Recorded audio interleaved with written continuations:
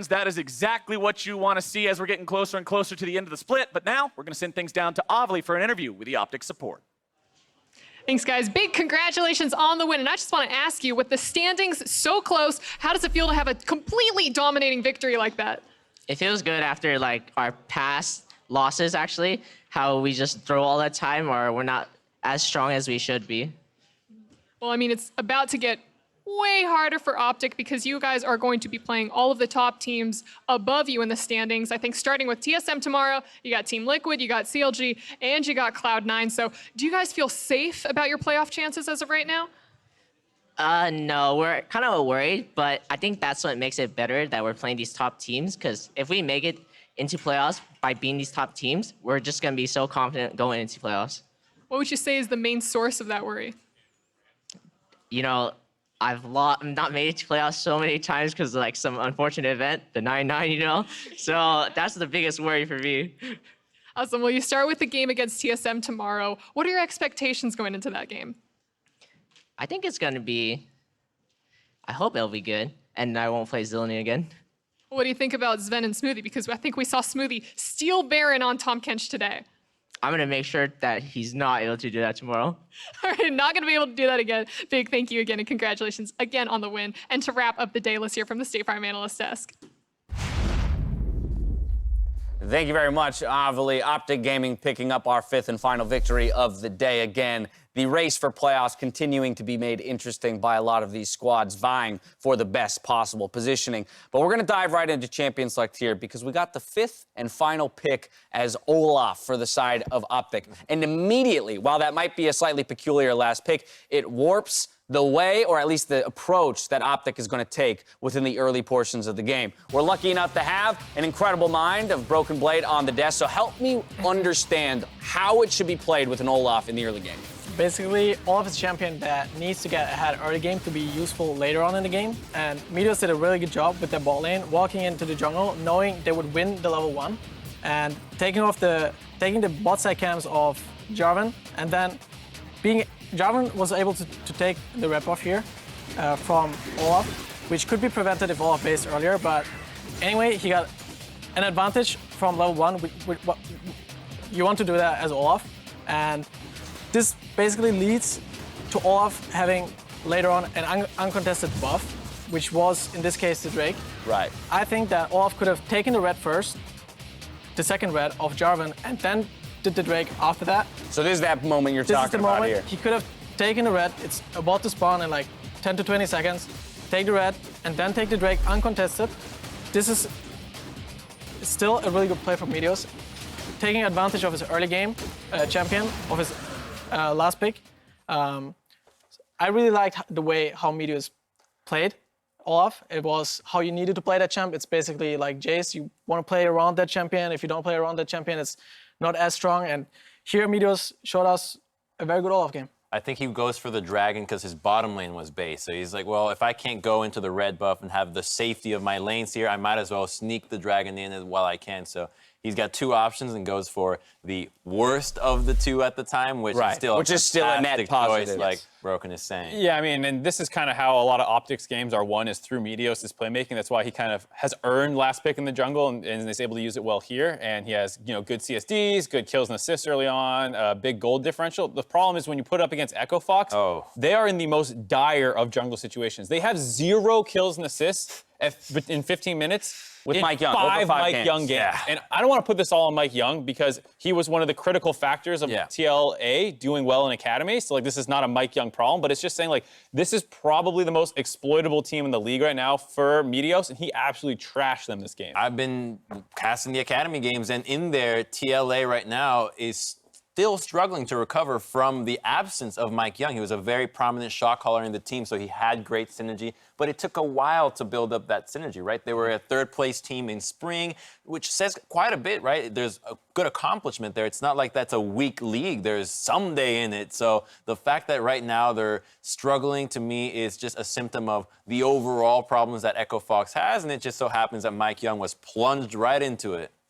Yeah, and I think it's really interesting to hear the perspective from you about how certain advantages, well, again, to our eyes, we see 2.5K gold advantage for Meteos. We go, that was wonderfully well done, but there are still those little bits, those little tweaks that you can make to even find a more perfect early game. All in all, that kind of a lead built by Optic Gaming makes the rest of the game that much easier to pilot. They've done what they need to do as their draft demanded with building an early game lead, and from there they can win a bunch of fights. Of course, really slick counter ganks in the mid Oh, help. God, I wish we started this a little bit earlier. He has no ultimate for Mike Young. He EQs into the brush to start setting this gank up, and then Phoenix just Valkyries on top of the Zoe. So Mike Young has nothing to do, but he flashed W's. W's. He's trying to be like, well, I'm with you, Phoenix. I'll follow your play. But I like the commitment. This complete lack of synergy is like why they have no kills with him at 15 minutes. And it's not like Mike Young was like, let's go now, I'm sure. What should happen is he combos in and you wait for the flag to be back up so that he can combo in and wait for the play so that you have the abilities. Right, yeah, just a complete misexecution there. But you roll that forward, right? Again, all in all, misexecution from Echo Fox, great awareness from Optic to get in there and counter gank it. But with this massive lead in the early snowball, they've played entirely to their win conditions. Every fight beyond that is going to be an easy win. Yeah, also on that play in mid lane with the Jarvan and Cannon TPing in, he lost 3 plays, which caused the winning matchup against Aatrox to now lose. And Dokka played real well this game on the weak side, and in team fights, made really good use of Aatrox, and yeah, just had a really good performance in my opinion.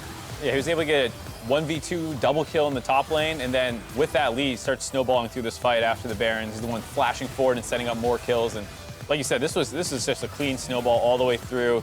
I'm sure if we get to see the gold graph, it'll be just one of those, straight lines up into the Vertical left. leap right there. Very pretty, exactly the kind of game you want to be in. I want to jump back to your point around the TP there and how it can affect a winning matchup.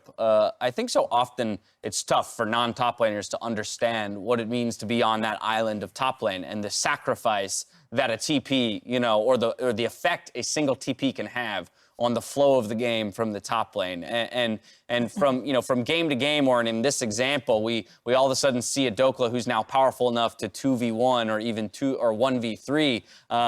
But talk to me about how those decisions are made, at least within the context of TSM. When looking to set up a play, what are you willing to sacrifice for what advantages? It all depends on how the way you draft, right? In this case, Cannon is a pick that needs to win against Aatrox to contain him in the late game as well, because you're winning 1v1. You can get advantages 1v1, take tower plates, and get wards into the enemy jungle. But by giving up TP advantage and losing plates while Aatrox was pushing already, and dying while you're TPing it's a disaster basically. And you don't want this ever to happen. And this was also well played by Dokka. He didn't TP as well. And after that, even after losing the mid fight, they have the TP advantage and can make the next play on the bottom lane without getting contested by Cannon in this case. Yeah, because they have TP advantage now, and Aatrox has full control of the lane as well, which causes Cannon not to be able to take advantage since now that he's losing the lane. And was just very well played by Dokka. Now, for Echo Fox, the struggles continue. For the side of Optic, they kind of sit in a precarious position where, yes, they're in contention for a playoff position, but their schedule from this point out is not necessarily the easiest. They're playing you guys tomorrow, so I want to get your opinion on that. But before we do, I want to talk to you two and maybe get a sense from you on what it is that's keeping Optic from being a 4th or higher team, let's say, as opposed to a 5-6 team. I think it's the confidence, really. The fact that the team got the win today in under 24 minutes is going to go a long ways for getting them up to the playoff standard that we had for them. I mean, this team started 5-0 at the beginning of the split, so they definitely are capable of being very good. But we have Broken Blade here, and he's looking at a lot of opportunities that Dokka could have gone for further that are a matter of confidence, right? He's looking at it, I have the confidence to go for like a 1v2 or turn these plays. And similarly in the bottom lane, if you can see these plays with the confidence that I can turn it around, then you have way more at your disposal. You can be much more explosive. Yeah, there was an example where it was 2 level 5 top lane and jungler going up against the level 6 Aatrox in a minion wave, and Dokka goes and runs. He flash runs. Flash runs away. Broken Blade's like, I'm fighting that. I think that's one of the things that they can improve on is being a little bit more confident and aggressive. All right, so Meteos and Dokla, if you're listening, tomorrow when you're both level 5 and he's level 6, I need you to go challenge him to a 2v1 and let's see if he let's see if he stands up to it. Yeah, exactly that. Let's get a look at the standings though as the day comes to a close. Liquid, they're going to keep their hold on first place, followed by C9, just 1 game back. Sharing third with 8 wins at CLG and TSM. Let's see how you all did in the predictions game today. We did fantastic. Easy peasy. Everyone's in alignment. 5 wins across the board. StatSpot, though, still 1 ahead of you guys in the season-long totals. StatSpot always All chokes. right. I'm not worried. Okay. I don't know if that's See true. about but that. Let's not go back. Let's take a look, though, at what games we have coming up tomorrow. The day kicks off with LCS Countdown, where we will shine a spotlight on the top lane. That includes you, my friend Broken Blade, and I'll share my visit to the CLG training facility. It was an absolute treat. Game 1, though, Golden Guardians aim to take down Team Liquid, followed by Counterlogic Gaming versus Cloud9. Then 3 more matches before Jat makes his debut on LCS Cooldown alongside Mike, Tempo Young, and Lorlo. With our Academy showcase between FlyQuest and Counterlogic Gaming Academy to wrap up the weekend. Now I return to you. TSM versus Optic Gaming. Broken Blade, talk to me about that matchup, your confidence level going into it. Honestly, I think Optic is a kind of team that plays a lot around their mid jungle. Meteos kind of has this kind of leader character in that team, and I think if you contain Meteos, it's gonna be quite an easy game. All about the jungle matchup, so it will be on Acadian to help do that. I hope it's an easy game. I bought their stock today. That's for true. The next That's true. 2 Mark weeks, is so hard on the guys TSM better win. train right now. Of the other matchups that we have, though, outside of TSM and Optic, anything in particular you guys are looking at? I think it was Cloud9 against CLG. That CLG, looked really that's a big one. interesting, right? You got a battle for the very top of the standings, and They are 1 game behind TL, but it's go- kind of that challenge game. it's one of those that you could definitely see a world where Cloud9 gets a little frisky early and suddenly, oh, CLG took the game around. So I think that that's one that is going to be really spicy, but at the same time, you know, Sven Skaren could just show up and suddenly, oh, okay, game's over in like 10 minutes. I'm gonna flip us over to the standings here. Broken Blade, who do you think would be the dark horse here? Of the four teams in the bottom 4, Clutch, 100 Thieves, FlyQuest, Echo Fox, which one has the best opportunity to challenge the top 6 and maybe steal a playoff spot?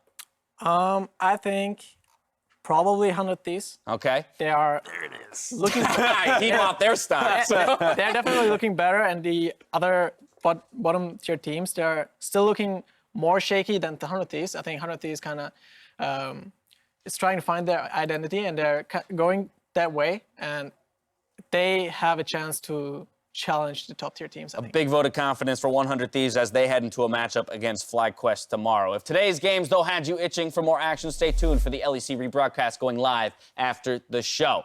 With that, I got to thank you, Broken Blade, for joining us here for the final 2 games of the day and all your insights. But now for myself, the casters, the entire live broadcast crew, thank you for watching, and we'll see you tomorrow for more of the LCS. Good night.